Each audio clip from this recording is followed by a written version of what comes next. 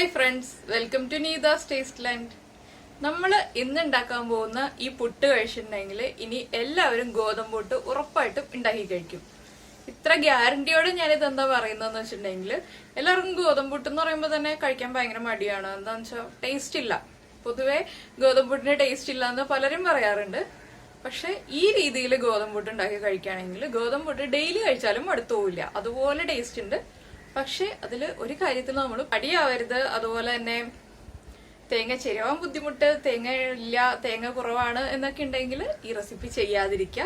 തേങ്ങ ചിരവാൻ മടിയില്ല, അതുപോലെ തന്നെ നമുക്ക് ആവശ്യത്തിന് നമ്മുടെ കയ്യിൽ തേങ്ങ ഉണ്ടെന്നുണ്ടെങ്കിൽ മാത്രം ട്രൈ ചെയ്യാൻ പറ്റിയ റെസിപ്പിയാണ്. അതാണ് നമ്മുടെ ഇന്നത്തെ ഗോതമ്പ് പുട്ട്. നല്ല സോഫ്റ്റും ആണ്, അതുപോലെ തന്നെ വളരെ ടേസ്റ്റിയാണ്. അരിപ്പുട്ടിനേക്കാൾ എനിക്കിഷ്ടം ഈ ഗോതമ്പ് പുട്ടാണ്. എന്താണെന്ന് വെച്ചിട്ടുണ്ടെങ്കിൽ ധാരാളം തേങ്ങ ചേർത്തിട്ട് ഉണ്ടാക്കുമ്പോൾ പുട്ടിന് നല്ല ടേസ്റ്റ് ആണ്. അത് ട്രൈ ചെയ്തിട്ടില്ലാത്ത ആളുകൾ ഉറപ്പായിട്ടും ഒന്ന് ട്രൈ ചെയ്ത് നോക്കൂ, എല്ലാവർക്കും ഇഷ്ടപ്പെടും. അപ്പോൾ പ്രത്യേകിച്ച് പിന്നെ പുട്ടിനെ കുറിച്ചൊന്നും പറയാനില്ല. പിന്നെ നമ്മൾ നേരത്തെ 3 കളറിലെ പുട്ട് ചെയ്തിരുന്നു, അത് കാണാത്ത ആളുകൾ ആ പുട്ടിന്റെ റെസിപ്പിയാണ്. ചെമ്മീൻ പുട്ടും കാണാത്ത ആളുകൾ ചെമ്മീൻ പുട്ടും കാണുക. എന്തായാലും എല്ലാവരും ഈ ഗോതമ്പ് പുട്ടൊന്ന് കണ്ടിട്ട് ഫീഡ്ബാക്ക് അറിയിക്കുക. നമുക്ക് പോയിട്ട് നമ്മുടെ ഗോതമ്പ് പുട്ട് എങ്ങനെയാണ് ഉണ്ടാക്കുന്നതെന്ന് നോക്കാം. നിങ്ങൾ ആദ്യമായിട്ടാണ് ഈ ചാനൽ കാണുന്നതെങ്കിൽ സബ്സ്ക്രൈബ് ബട്ടൺ ക്ലിക്ക് ചെയ്തതിന് ശേഷം അതിന്റെ റൈറ്റ് സൈഡിൽ കാണുന്ന ബെൽ ഐക്കണിലും കൂടി ക്ലിക്ക് ചെയ്യുക. അപ്പോൾ ഞാൻ അപ്ലോഡ് ചെയ്യുന്ന എല്ലാ വീഡിയോകളും ഉടൻ തന്നെ നിങ്ങളിലേക്ക് എത്തുന്നതായിരിക്കും.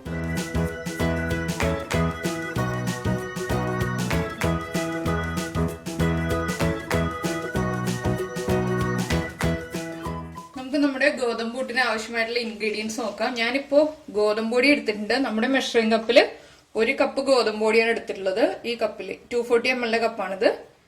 അതുപോലെ തന്നെ തേങ്ങ ചിരവിയത് എടുത്തിട്ടുണ്ട്, ഉപ്പ്, വെള്ളം. തേങ്ങ ചിരവിയത് കണ്ടിട്ട് ആരും പേടിക്കണ്ട, തേങ്ങ കൂടുതൽ എടുത്തു വെച്ചേ ഉള്ളൂ.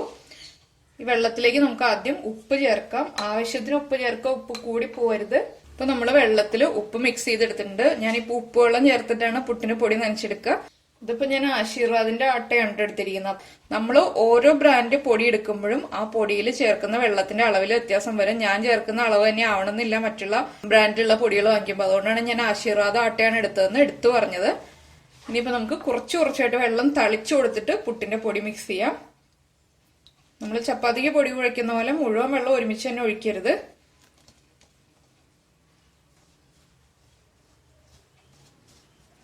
പിന്നെ നമ്മളിത് നമ്മുടെ അരിപ്പുട്ടൊക്കെ ചെയ്യുന്ന പോലെ തന്നെ സോഫ്റ്റ് ആവാൻ വേണ്ടിയിട്ട് എടുത്തു വെക്കേണ്ട ആവശ്യമൊന്നുമില്ല കേട്ടോ. മിക്സ് ചെയ്തിട്ട്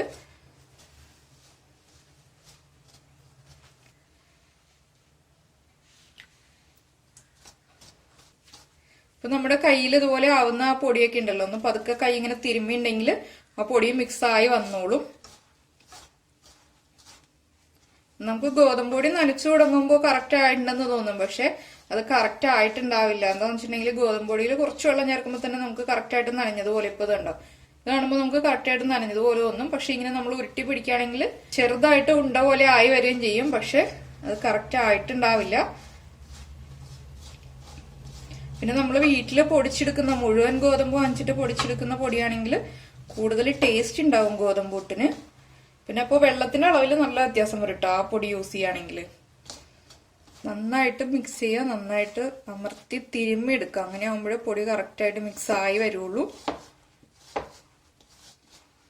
പിന്നെ ഗോതമ്പ് പൊടിയിൽ വെള്ളം കൂടിപ്പോയി എന്നുണ്ടെങ്കിൽ പിന്നെ ചെയ്യാൻ പറ്റിയ ഒരു ഓപ്ഷൻ എന്താണെന്ന് വെച്ചിട്ടുണ്ടെങ്കിൽ നമ്മൾ കുറച്ചായിട്ട് പൊടി ഇട്ടിട്ട് വീണ്ടും മിക്സ് ചെയ്തെടുക്കുക. അപ്പൊ എന്താണെന്ന് വെച്ചാൽ പുട്ട് കൂടുതലായി പോവും. വെള്ളം കൂടിപ്പോയാൽ ചെയ്യാൻ പറ്റിയ ഒരു ഓപ്ഷൻ അതാണ്. പിന്നെ എല്ലാന്ന് വെച്ചിട്ടുണ്ടെങ്കിൽ ഗോതമ്പ് ദോശ ആക്കേണ്ടി വരും.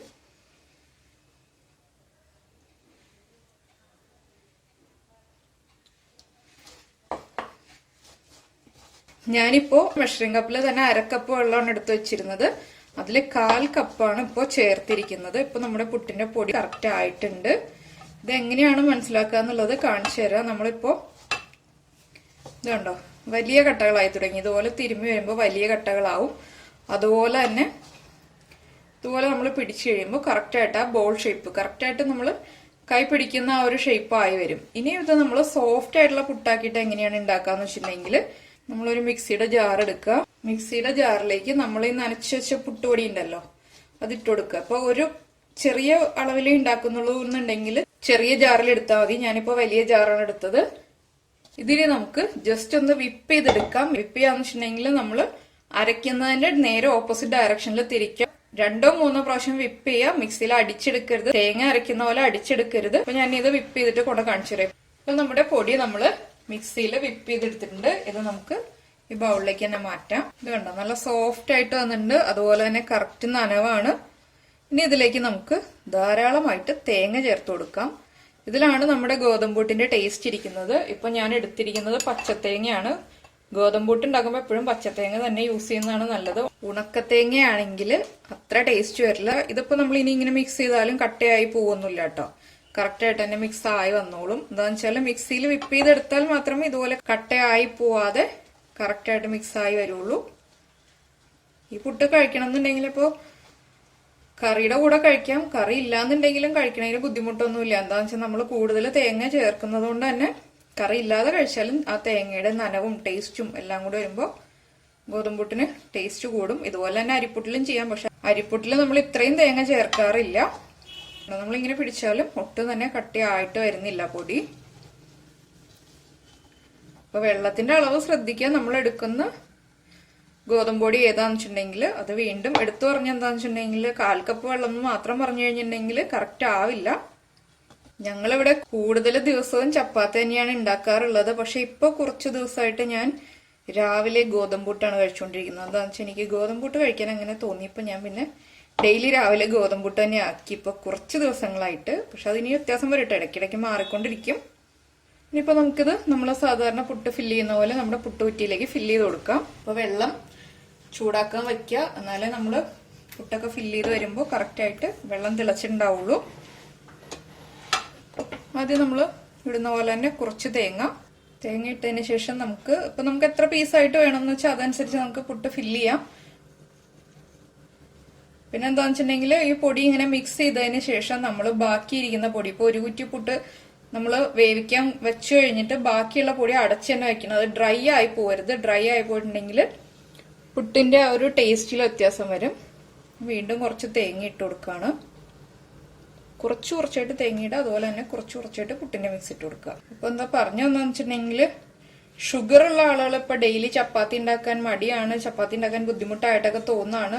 നമ്മുടെ വീട്ടിൽ ഷുഗർ ഉള്ള ആളുകളൊക്കെ ഉണ്ടെന്നുണ്ടെങ്കിൽ ഇതുപോലെ ഗോതമ്പുട്ട് ഉണ്ടാക്കി കൊടുത്തു കഴിഞ്ഞിട്ടുണ്ടെങ്കിൽ ഹെൽത്തിനും പ്രശ്നമില്ല, അതുപോലെ തന്നെ കഴിക്കാനും ബുദ്ധിമുട്ടില്ല. നമുക്ക് കുറച്ചുകൂടി തേങ്ങ ഇട്ട് കൊടുക്കാം. വീണ്ടും നമുക്ക് പുട്ടുപൊടി ഇട്ട് കൊടുക്കാം. ഇതിപ്പോ സാധാരണ നമ്മള് പുട്ട് ഫില്ല് ചെയ്യുന്ന പോലെ തന്നെ, വേറെ വ്യത്യാസമൊന്നുമില്ല. പിന്നെ എന്താന്ന് വെച്ചാൽ പുട്ട് ഫില്ല് ചെയ്യുമ്പോൾ പുട്ടുപൊടി നമ്മൾ പ്രസ് ചെയ്ത് വെക്കരുത്. പ്രസ് ചെയ്ത് വെച്ചിട്ടുണ്ടെങ്കിൽ എന്താന്ന് വെച്ചിട്ടുണ്ടെങ്കിൽ തിരിച്ച് കുത്തിയെടുക്കാൻ ബുദ്ധിമുട്ടായിരിക്കും. അപ്പോ കുറച്ച് ഇങ്ങനെ വെച്ചു കൊടുക്കാനേ പാടുള്ളൂ. അപ്പൊ ഇതെന്താന്ന് വെച്ചാൽ ഒന്ന് സ്റ്റീം വന്നു കഴിയുമ്പോൾ ഒന്ന് താഴ്ന്നു വരും. അപ്പൊ നമ്മള് പുട്ട് സ്റ്റീം വരാൻ വേണ്ടിയിട്ട് വെച്ചിട്ടുണ്ട്. ഇപ്പൊ നമ്മളിങ്ങനെ നോക്കുമ്പോൾ ഈ ഒരു ലെവലിൽ തന്നെയാണ് നമ്മൾ വെച്ചിരിക്കുന്ന തേങ്ങയൊക്കെ ഉള്ളത്. പക്ഷെ നന്നായിട്ട് സ്റ്റീം വന്നു കഴിയുമ്പോൾ തേങ്ങ കുറച്ചങ്ങ് താഴും. എന്താന്ന് വെച്ചാൽ പൊടി കുക്കാവുന്നതിനനുസരിച്ചാണ് ഇത് താഴ്ന്നു പോകുന്നത്. ഇതൊക്കെ അറിയാത്ത ആളുകൾക്ക് വേണ്ടിയിട്ടാണ് പറഞ്ഞു തരുന്നത്. എന്താന്ന് വെച്ചിട്ടുണ്ടെങ്കിൽ പുട്ടുകുറ്റിയുടെ നീളത്തിൽ തന്നെ പുട്ടുണ്ടായില്ല എന്ന് പറയും നമ്മള് പുട്ട് ഉണ്ടാക്കി വരുമ്പോ. അപ്പൊ എന്താന്ന് വെച്ചിട്ടുണ്ടെങ്കിൽ ഇത് കുക്കാവുമ്പോൾ കുറച്ചങ്ങ് അളവ് കുറയും. അതുകൊണ്ടാണ് ഞാൻ പറഞ്ഞ അളവില് പുട്ടുപൊടി എടുക്കുകയാണെങ്കിൽ, ഗോതമ്പൊടി എടുക്കുകയാണെങ്കിൽ ഈ ഒരു പുട്ടുകുറ്റിക്ക് 1.25 കുറ്റി പുട്ട് ഉണ്ടാവുള്ളൂ. ഇതിപ്പോ 1 കുറ്റി ഉണ്ട്. ബാക്കി ഒരു 1/4 പോർഷനുള്ള പുട്ടുപൊടിയും കൂടി നമ്മൾ മിക്സ് ചെയ്ത് വെച്ചിട്ടുണ്ട്. അപ്പോ എത്ര ക്വാണ്ടിറ്റി പുട്ട് നമുക്ക് വേണമെന്നുള്ളതനുസരിച്ച് നമ്മൾ പൊടിയുടെ അളവ് തീരുമാനിക്കാം. ഇപ്പൊ ഇതാ സ്റ്റീം വന്ന് തുടങ്ങുന്നുണ്ട്. കാണാൻ പറ്റുന്നുണ്ടോ എന്ന് അറിയില്ല. പിന്നെ നമ്മൾ പുട്ട് കുക്കായി എന്ന് മനസ്സിലാക്കുക എങ്ങനെയാന്ന് വെച്ചിട്ടുണ്ടെങ്കിൽ, കൂടുതൽ എക്സ്പീരിയൻസ് ഉള്ള ആളുകളാണെങ്കിൽ നമുക്ക് ആ സ്റ്റീം വന്നു കഴിയുമ്പോൾ പുട്ട് കുക്കായി വരുമ്പോൾ ആ പുട്ടിന് നല്ലൊരു സ്മെല്ല് വരും. അങ്ങനെ നമുക്ക് മനസ്സിലാക്കി എടുക്കാം പുട്ടിന്റെ കുക്കിംഗ് കറക്റ്റ് ആയിട്ടുണ്ടെന്ന്. അതൊക്കെ കുറച്ച് വർഷങ്ങൾ പുട്ടൊക്കെ ഉണ്ടാക്കി വരുമ്പോൾ മനസ്സിലായിക്കോളും. അല്ലാതെ ആ ഒരു സ്മെല്ല് നമുക്ക് പറഞ്ഞ് അറിയിച്ചു തരാൻ പറ്റില്ല. സ്റ്റീം നന്നായി വന്നു കഴിയുമ്പോൾ നമ്മൾ ഫ്ലെയിം കുറയ്ക്കുക. എത്ര സമയം ഹൈ ഫ്ലെയിമിലാണ് വെച്ചിരുന്നത്, മീഡിയം ബർണറിൽ ഹൈ ഫ്ലെയിമിൽ. ഇനിയിപ്പോ നമ്മൾ ഫ്ലെയിം കുറച്ചതിന് ശേഷം കുറച്ച് സമയം കൂടി സ്റ്റീം വരട്ടെ. ഞാൻ സ്റ്റീം വന്ന ഉടനെ തന്നെ നമ്മൾ പുട്ട് കുത്തുകയാണെങ്കിൽ പുട്ട് പൊടിഞ്ഞു പോകും, കറക്റ്റായിട്ട് കുക്കായിട്ടുണ്ടാവില്ല. അപ്പൊ നമ്മുടെ പുട്ടില് നന്നായിട്ട് സ്റ്റീം വന്നു, പുട്ട് കുക്കായ സ്മെല്ലൊക്കെ വന്നു തുടങ്ങി. ഇനി നമുക്ക് പുട്ട് കുത്തിയെടുക്കാം. എന്താന്ന് വെച്ചാല് പുട്ട് കുത്തുന്നത് ഞാൻ കാണിക്കുന്നില്ല. പുട്ട് കുത്തുന്ന എന്റെ ഈ പുട്ടുകുറ്റിയുടെ പുട്ട് കുത്തുന്ന കോല് കാണുന്നില്ല. അതുകൊണ്ട് എന്താണെന്ന് വെച്ചാൽ ഞാനിവിടെ സ്ക്രൂ ഡ്രൈവർ കൊണ്ടാണ് പുട്ട് കുത്തുന്നത്. അപ്പൊ അത് കാണിച്ച് വീഡിയോയിലുള്ള ഇംപ്രഷൻ കളയണ്ടല്ലോ എന്ന് വെച്ചിട്ടാണ് പുട്ട് കുത്തുന്നത് കാണിക്കുന്നില്ല എന്ന് പറഞ്ഞത്. അതിനുശേഷം ബാക്കിയുള്ള പുട്ടും ഞാൻ ഇതുപോലെ തന്നെ കുക്ക് ചെയ്തെടുക്കും. ഇനി നമുക്ക് പുട്ട് കുത്തിയതിനു ശേഷം കാണാം. അപ്പൊ ഇതാ നമ്മള് നമ്മുടെ പുട്ട് കുത്തി കഴിഞ്ഞു. കറക്റ്റായിട്ട് പുട്ടിൽ നിന്ന് ആവിയൊക്കെ വരുന്നുണ്ട്. അപ്പോ ഈ പുട്ടിന്റെ കറക്റ്റ് കോമ്പിനേഷൻ എന്ന് പറഞ്ഞാൽ എനിക്കിവിടെ ഇഷ്ടം കപ്പക്കറിയാണ്. പക്ഷെ എനിക്ക് കപ്പ ഇന്ന് കിട്ടിയില്ല, അതുകൊണ്ട് കപ്പക്കറി ഉണ്ടാക്കുന്നത് വേറൊരു ദിവസം കാണിച്ചു തരാം.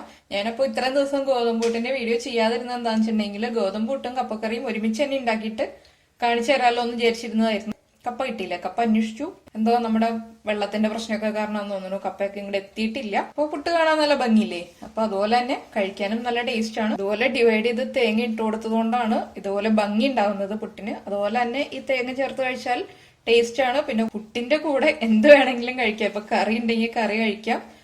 അതുപോലെ തന്നെ പഞ്ചസാരയോ പഴമോ ഏതാണ് നമുക്ക് ഇഷ്ടം വെച്ചിട്ടുണ്ടെങ്കിൽ അത് ചേർത്ത് കഴിക്കാം. അപ്പോ എല്ലാവരും ലൈക്ക് ചെയ്യുക, ഷെയർ ചെയ്യുക, കമന്റ് ചെയ്യുക. സബ്സ്ക്രൈബ് ചെയ്യാത്ത ആളുകൾ സബ്സ്ക്രൈബ് ചെയ്യുക. നമുക്ക് നമ്മുടെ അടുത്ത റെസിപ്പിയുമായിട്ട് അടുത്ത ദിവസം കാണാം.